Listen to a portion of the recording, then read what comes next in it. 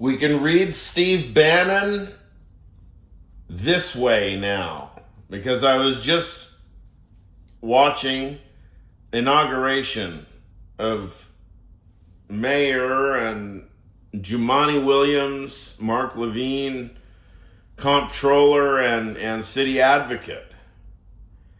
And Levine, or Levine, I didn't hear it, but I was told that Levine spoke in Greek and something or other.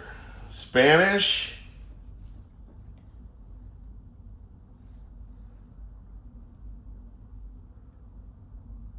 Hebrew, pardon me. Spanish, Hebrew, and Greek.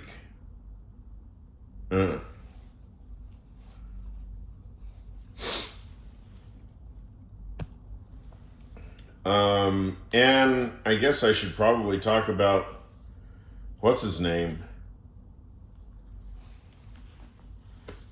Zizek and Antonio Gramsci, but I don't know if we'll get to that today.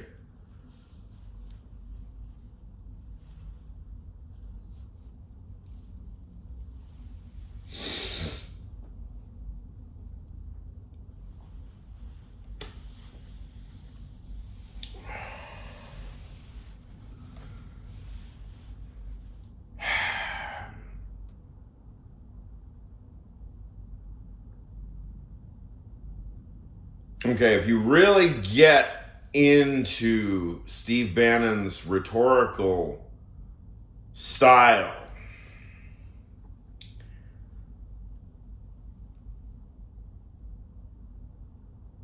and some comments in passing, he's a revolutionary. We know that. And he's on record, for example, in 2017, I guess it is, in The Guardian.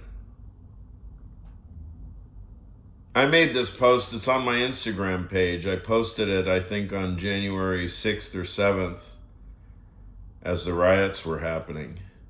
I mean, as the insurrection. Riots. What the fuck are the riots? Those were in 1992. Insurrection. The insurrection.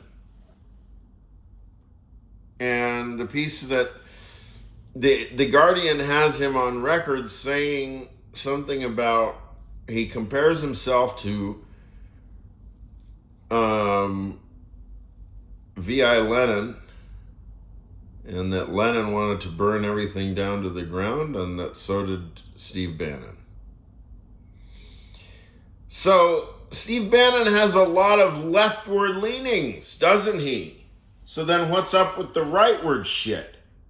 Right? Well, he believes that the left has gone soft and that it has abandoned the working class for Wall Street.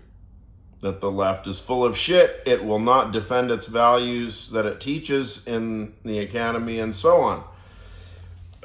Pardon me. And as I have highlighted and indicated, I believe that about these points, Bannon is largely correct, because nobody is defending liberal values.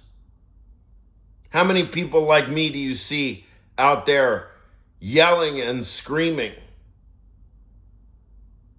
Ordinary citizens, not politicians. Ordinary citizens.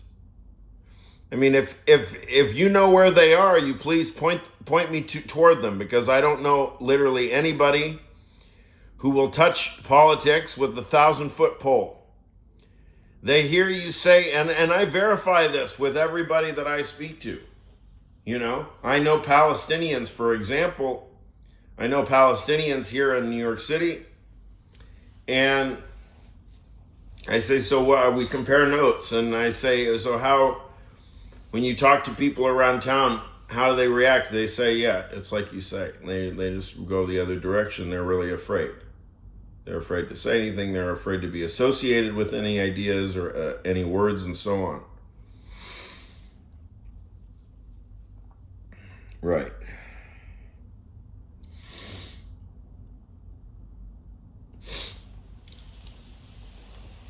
So Steve Bannon, as a strategist, does something fairly interesting because he associates with himself with the right vis-a-vis a left that has gone soft and that refuses to defend itself. And now I have verified that the left truly does not defend itself because I have sent hundreds and hundreds of emails to academics, most of whom are probably left-leaning. I mean, I don't typically follow right-leaning academics a great deal. No apparent reason. It's just that there aren't, to my knowledge, there aren't a heck of a lot of Edmund Burkes out there these days. I mean, you don't even find very many William F. Buckleys, and he was a piece of shit. I mean, as a theorist, he was a piece of shit. You know. But at least Buckley read books. Steve Bannon is on the path to eat his cake and have it too. Are we letting him? Probably. Probably we have to let him, because now what happened? Look at the inauguration in New York City here. Jumaane Williams and Levine, the comptroller, and Mamdani. How's that for the reinvigoration of the left? Dear Bannon? Yeah, he's got his cake and he can eat it. Because now he can leave because they're the right, to the right of the spectrum, they are theoretically bereft.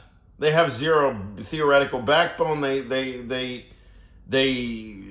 scrounge for Burkean scraps or whatever racism that they then try to have to spend 3/4 of their time euphemizing about because they can't actually admit that it's grounded in racism.